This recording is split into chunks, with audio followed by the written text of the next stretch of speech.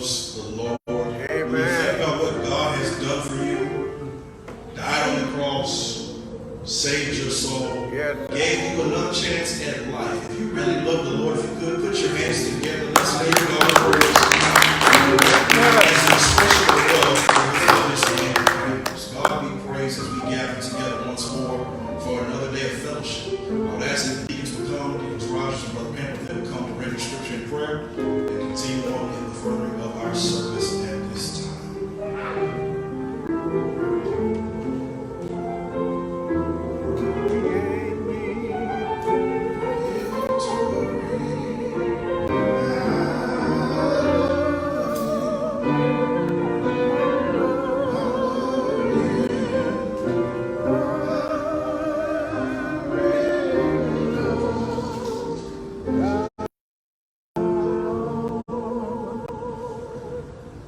Good morning. Morning.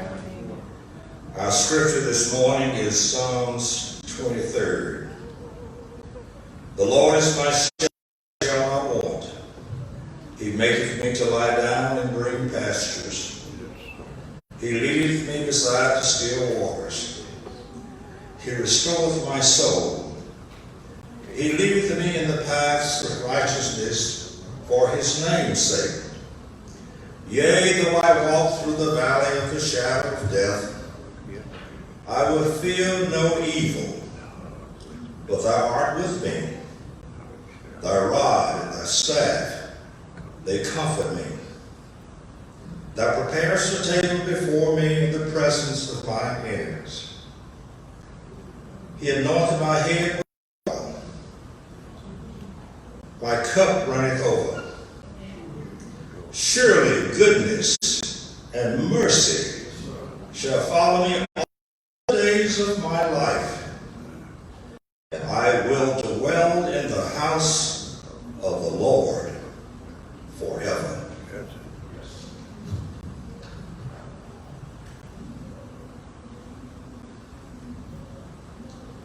Let us pray.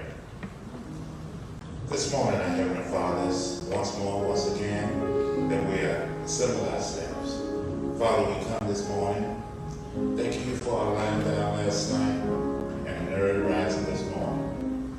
And Father, we look around and we thank you for another day with a reasonable portion of our health and strength, and we're closed in our right mind. Father, we come asking you to continue to look down on us and hold us during these trying times. Father, we realize that the pandemic is still raging. Father, people are still dying. That bereaved family, we ask you to have mercy on those and those that may be enduring sickness during this time. But Father, we know that you hold the future, and we ask that you hold our hand. And if we look to you, we know that everything is going to be all right. Help us to keep our eyes focused, to look to the hills from which comes our help. Father, we come to realize we're right and sometimes we're wrong. Sometimes we're up, sometimes we're down. But Father, we ask you to continue to guide us.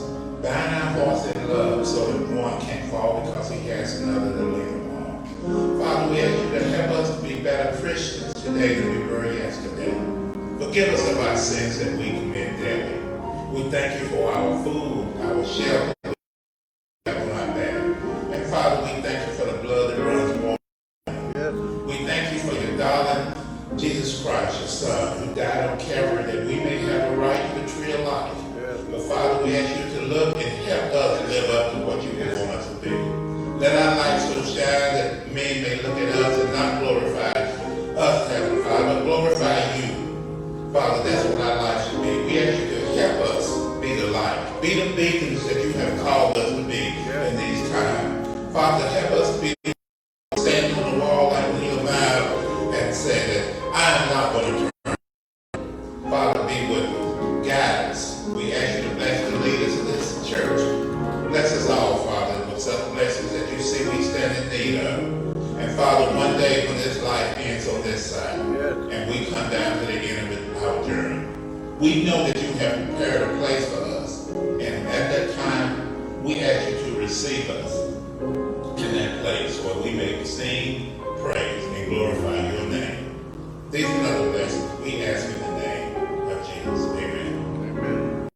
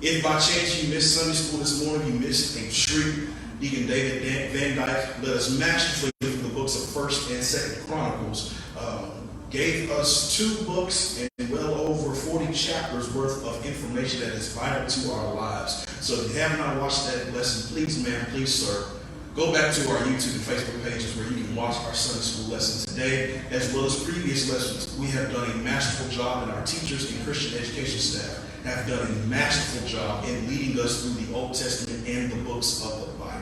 So if you have not seen those lessons, please feel free to go back and watch them as well. Of course, we're yet praying for many members of our church who are dealing with illness, dealing with bereavement and transition. We definitely want to be in continuing believing prayer for the family of Deacon Hamilton. As you saw yesterday on our Facebook page, as well as some of you who were here, a beautiful homegoing service that was fitting to his life, a very masterful service that honored him well. And thank God for you, St. Rest, for serving in the capacity that you did. From ushers to deacons to the culinary staff to everyone who played a role, the ministry staff, everybody who played a role in helping honor the life of Deacon Hamilton. God bless you. It proves that St. Rest is the church with the open door and the church with an open heart, because you express love through your masterful way as we honor God and honor the life of Deacon Hamilton. So we definitely want to keep his family in prayer. We also want to keep several families in prayer who are dealing with Bolden. We still want to keep Sister Hazel Johnson in prayer. She's dealing with the transition of her father. Also want to keep several members in prayer, Brother Joseph Johnson, Deacon Slater, Deacon Caesar, and others who are dealing with illness, and others we may not know about. Because sometimes there may be a smile on your face, but there's sorrow in your heart. Yeah.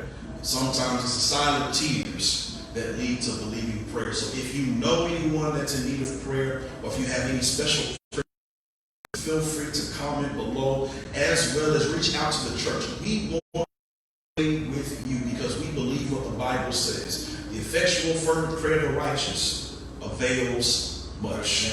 And we want to stand with you in this time of prayer. Matter of fact, we're going to do that right now. Whether you're gathering in your homes or even in the sanctuary, let's bow now and pray. Because I believe God hears his children. And I know God is able to answer prayer. Yes, and in times like these, we show no need of prayer.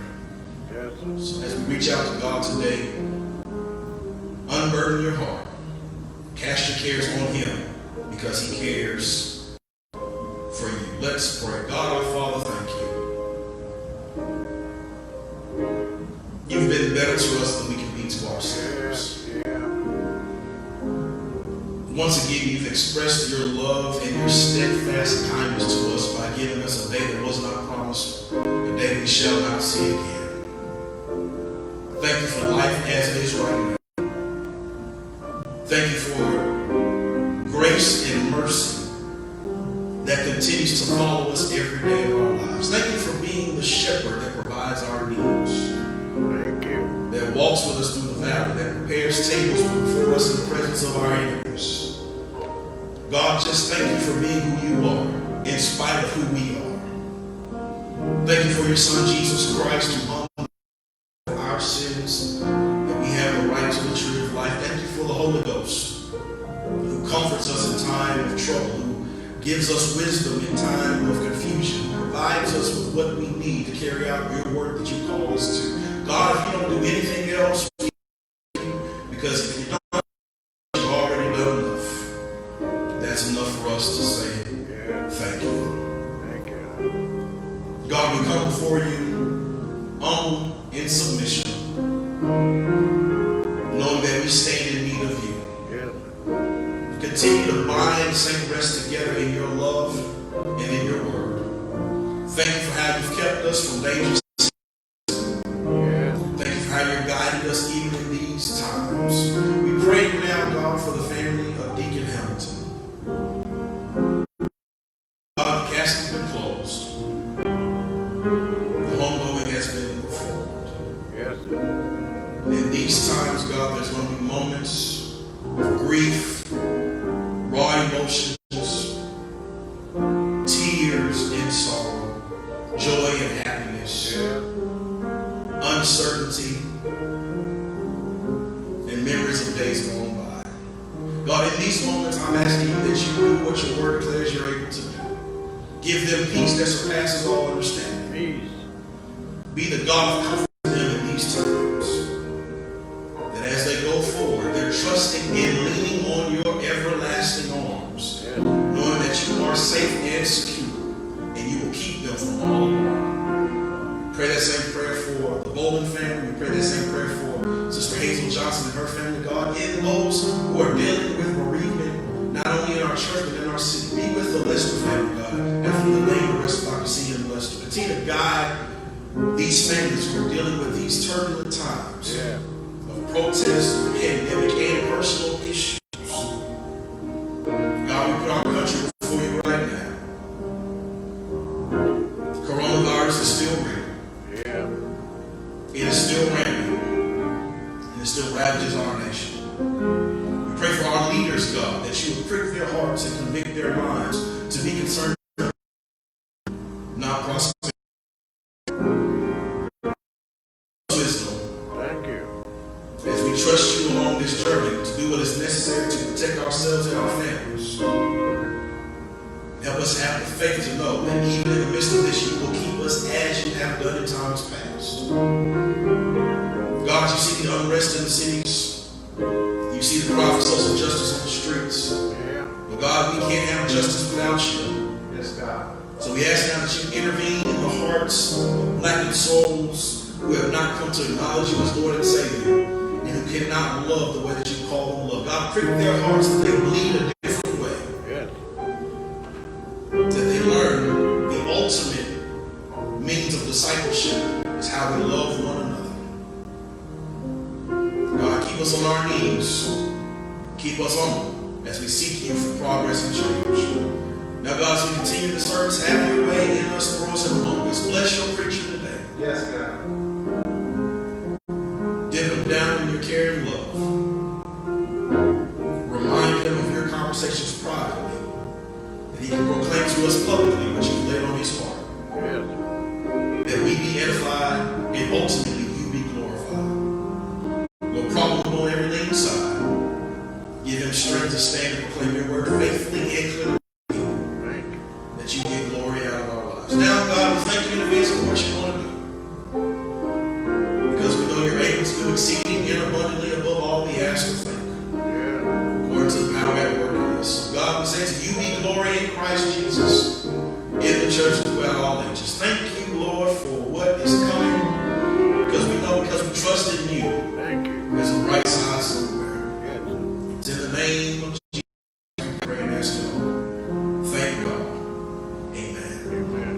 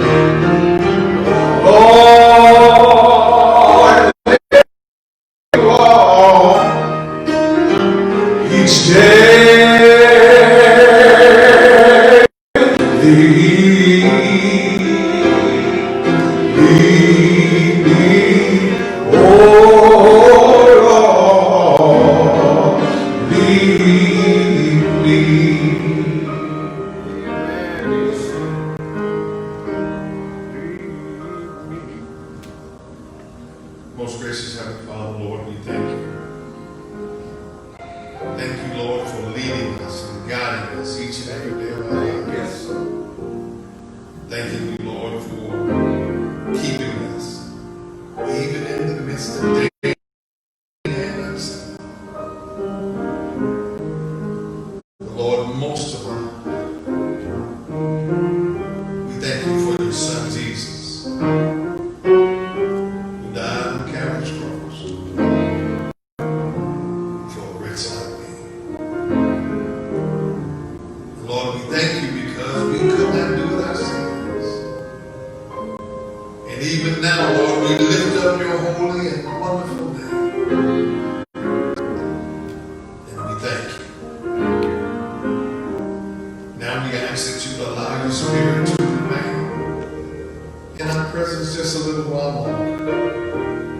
teach us and touch us and open up our understanding so we may get all that you would have us to know about you and your word. It's in your Son Jesus' name we pray. Amen.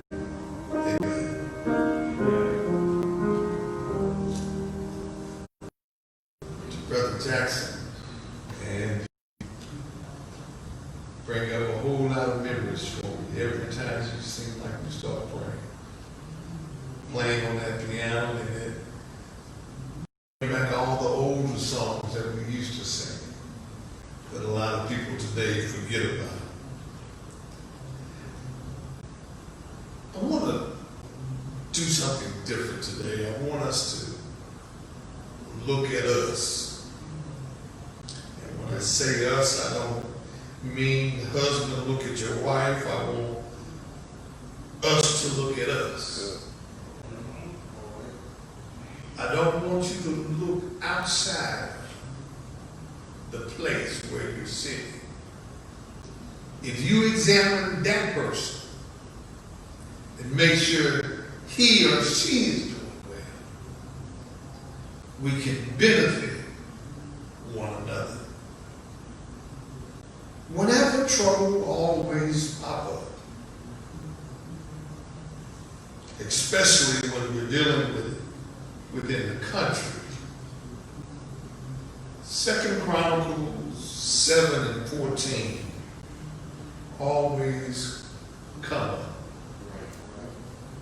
Someone is always quick to say, if my people who are called by my name shall humble themselves and pray and seek my face and turn from their wicked ways, then will I hear from heaven. I will forgive their sins and heal their land. But I also want us to look at 1 John. And John is saying basically the same thing, but in a different manner. 1 John chapter 1, verses 9 and 10. If we confess our sins, he is faithful and just to hear us and from all unrighteousness. If we say we have not sinned, we are a liar. His word is not in us. I'd like to talk to you this morning from the thought, looking at our nature of sin. You know, we're quick to throw up 2 Chronicles 7:14, but we're slacking.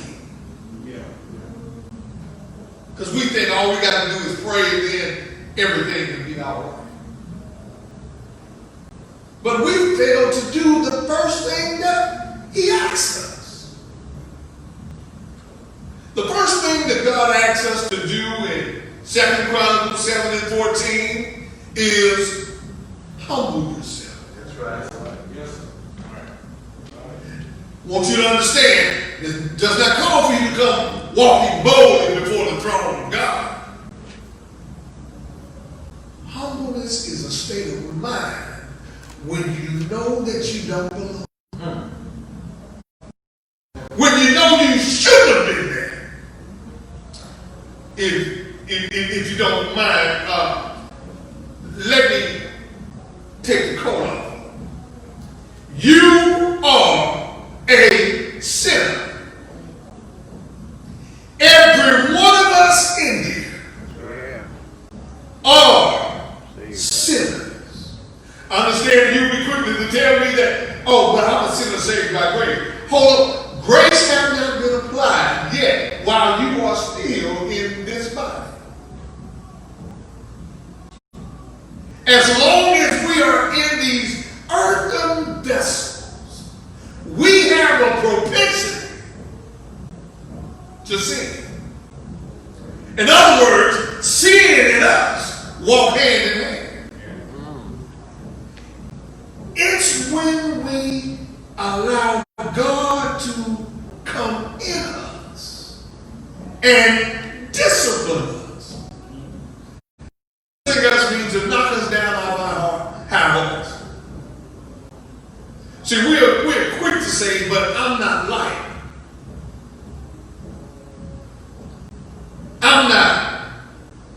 I didn't do what he did.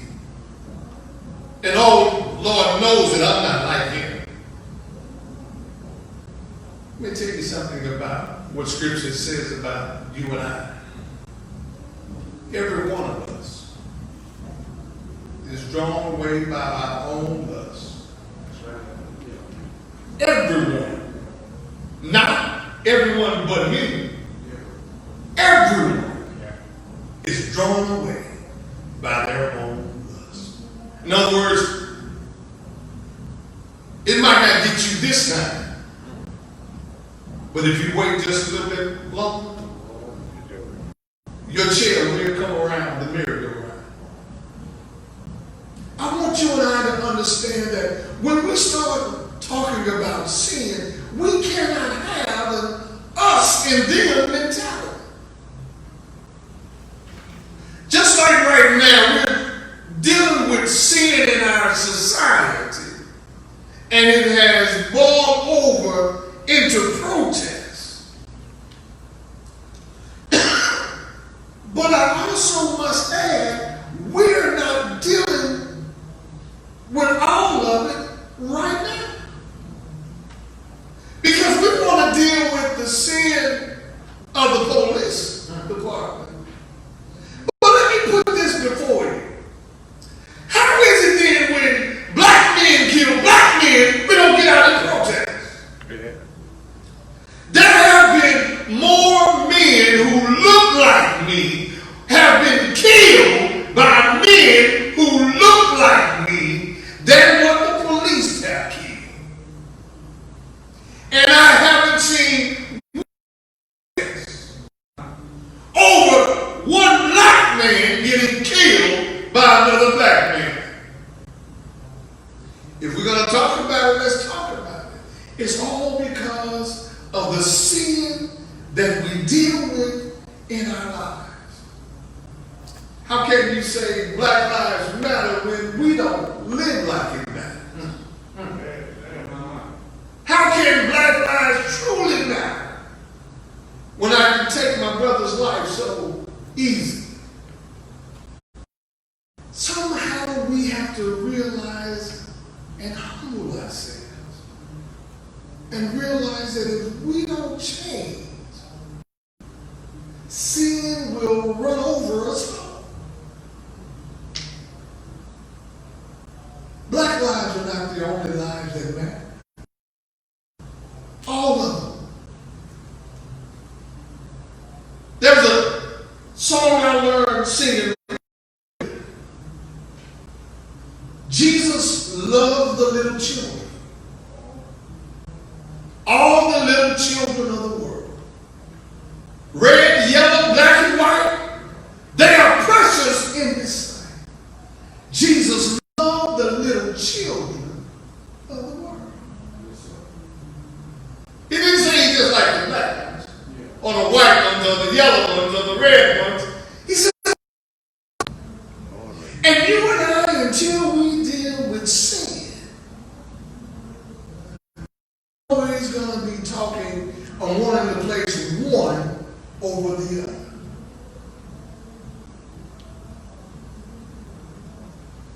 I want you to understand how John looks at this. John tells us about children of light and of darkness. John is saying that if you're going to be a child of light, there should be no darkness in you at all.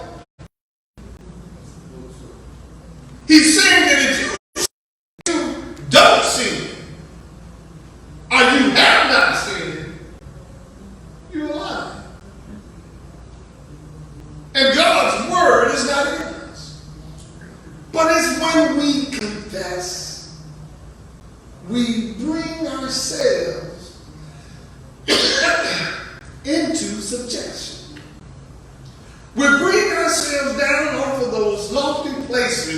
where we want to place ourselves in a posture where God can deal with us. I often tell people there's a reason why we do some things and don't do others.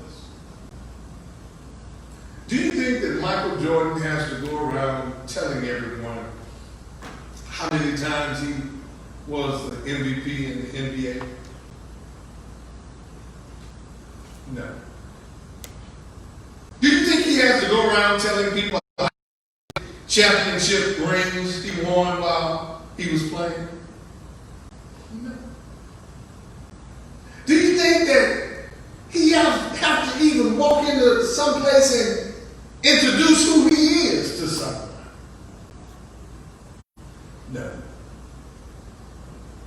Because over the years, they have seen his exploits. They have seen what he has already done. And they take it and understand that he can play basketball. I say that to say this. Some of us are trying to make a name for ourselves when it's not even about us. The race we're running has already been won. All we have to do is finish the course. In other words, God knew each and every one of us intimately.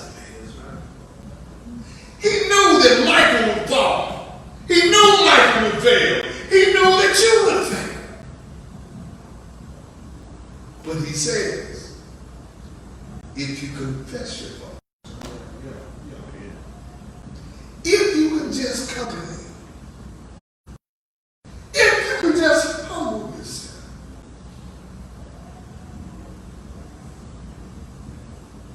but you know what we do? That nature gets us every time. Have you ever seen little children, and even though they might have got out doing something, what's the first thing they'll say? I didn't do it. I didn't do it. And you can see the evidence. It might be their face, might be dirt all over their hands, but they're quickly pulling behind their back and say, I didn't do it. And you know they did. And a lot of times we'll laugh it off. But that's just who we are too. We do the same thing, only we do it with God. We try to act like we did not commit the sin that we know that is in our hearts. And God says to us, if you confess your faults, I can clean you up.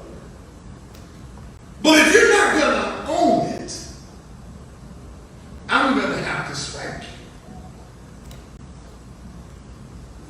He's telling us that if we confess our faults, he is faithful and just to hear us and cleanse us and restore us. But because of the nature of sin, sin drives us farther and farther away from God. If we cannot confess, he will not hear. If he will not hear, he cannot restore. If he cannot restore, the land continues to get worse. And as it gets worse and worse and worse, we suffer. A problem that could have been solved from the beginning. lingers on 450 years later.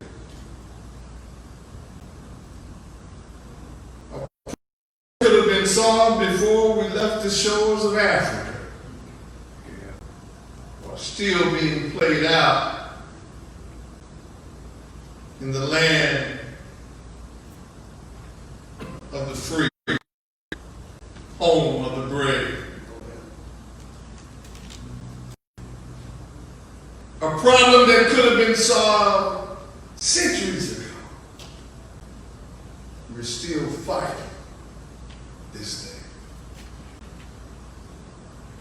All because we have not dealt with the first step, humbling ourselves. Humbling does not mean I will change, but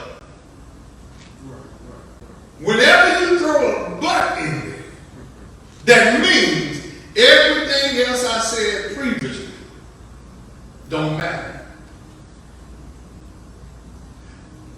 I don't mind helping out. I don't mind doing whatever you ask me, but the but means now I'm going to tell you what's the brand. That means he does mind helping out. That means I do mind doing this or that. But there's a limit to what I'm going to do. If we don't deal with each other, if we don't deal with sin in our lives, we're going to be dealing with this 450 years from today. If we humble ourselves, if we confess our faults, then God can deal with our sin, with our sin. Lastly, let me let you know this. You have to own your sin.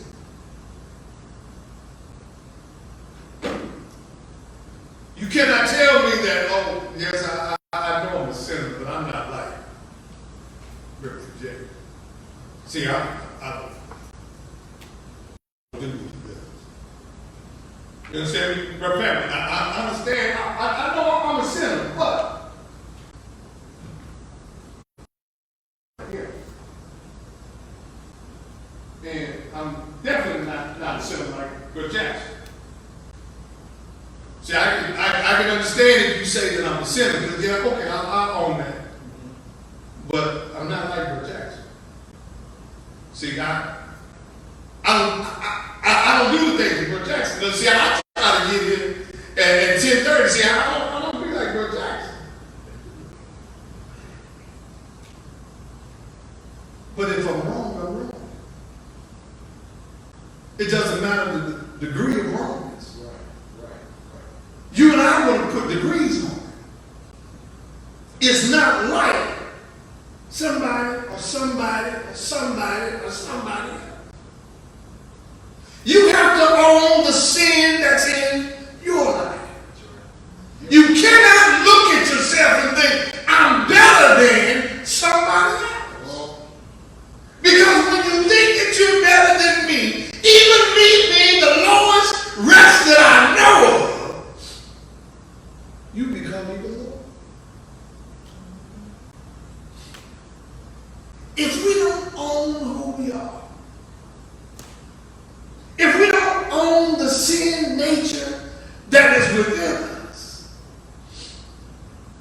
then how can we go before an all-knowing God and tell him, I'm thankful for you? When he says, how can you be thankful when you don't even tell me that you're wrong?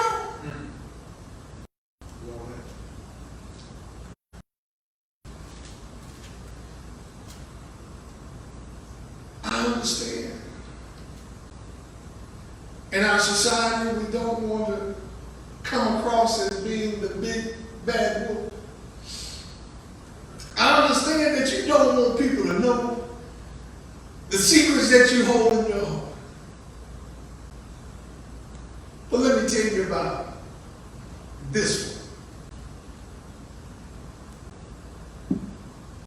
I look at my life now. I thank God every day as soon as my eyes are open. Yeah. I thank God more throughout the day. Because even in spite of my faults, even the times that I've fallen, He always picks me up. Yes, he does. When you think about Calvary, don't think of other sin. Put it there. When I think about Calvary, I think about all of the sins that. When I think about Calvary, I look at the nails being the way I put in this. Come on, preach. Because see, I know what I've done. I may not know what you've done. Yeah. But I know what God has done for me. Yes, sir. I was a wretched of a man. And Jesus came and changed me. Yes, I am still a sinner. Like every one of us is. However, I thank God for His grace. Yeah. Even though it had not fully been recognized in all of our lives, we still struggle with that sinful nature that is within us. This is why I thank you for a place called Calvary. Yes, sir. Because when I look at Calvary, I see Michael Sherman hung on a tree. And I say, boy, it's amazing that you've come this far. And how you did all of that, the thorns on his head, I did that. The rivets in his feet, oh, I'm sorry, I did that too. The piercing in his side, see, that was just me playing.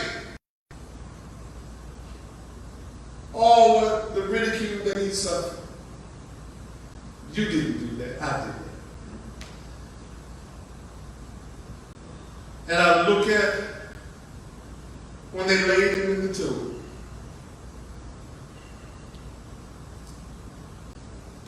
And I look at how they dressed the body. Even how they sealed the tomb. All that was done for a wretch like me.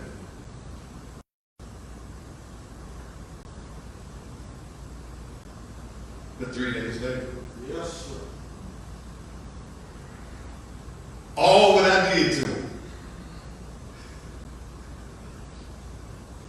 all the wrong that I did, he said, I'm going to do something for you now.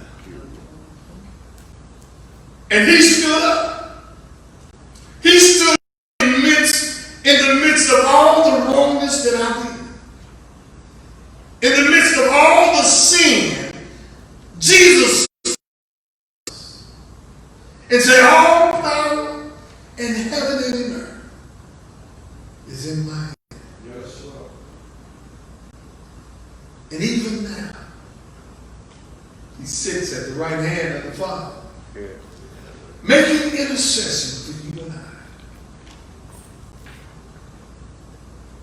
All because he loves us. We have to understand the nature of sin is hate. And the nature of God is love.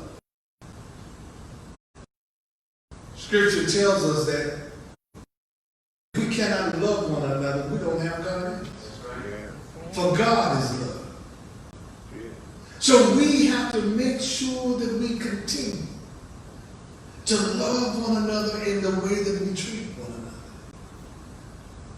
I don't want us to think that just one segment of the population is more valuable than the other.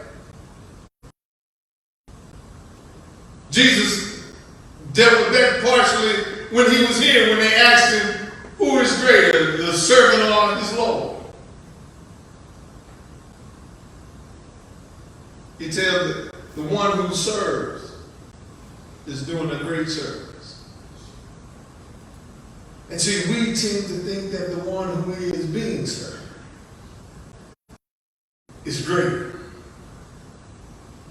Jesus wants us to realize that he loves us. And he wants us to understand that if we confess our faults, he is faithful and just to forgive us. I mean, every time you fail, if you would go to him, he said, I'll forgive you. And by doing that, you will be one of the children of light. Yeah. God bless you. At this time, we want to extend the privilege of the church. And there might be someone who heard this message. If you would just contact the church and let us know what we may do on your behalf, we can pray for you. We can lift you up in prayer. And at that appointed time, if you would like to be a member of this church or like to be baptized, we can do whatever you would have us to do. But my brother, my sister, our prayers that you will be saved. Our prayers that you continue to walk with the Master and share his love with others.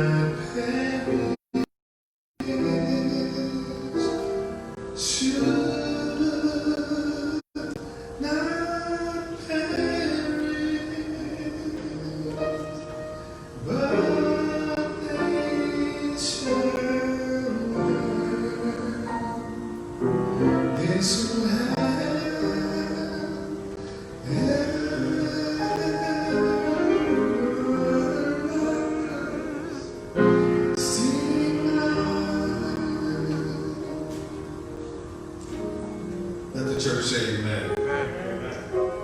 Once again, I'll let you know that if you'd like to give toward this ministry, you may drop it off here at the church. You may give by Givelify or the Cash App. And I just would like to say, even in the midst of all what we see going on, the best thing I've seen is the love that we've shown toward each other.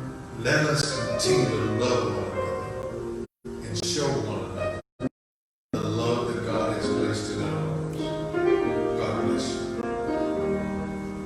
Are there any other announcements? If they're not, let us stand.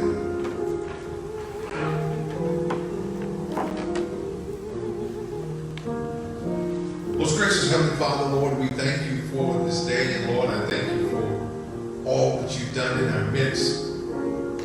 Lord, we pray for our sins, and we ask that you come in and touch our hearts so that we may come boldly and confess our faults. Thank you, Lord, for the way you love us, even in spite of our sin. Your love is always there. Now may the grace of God and the sweet communion of his Holy Spirit rest, rule, and abide with us all until we all shall meet again. Let us all sing.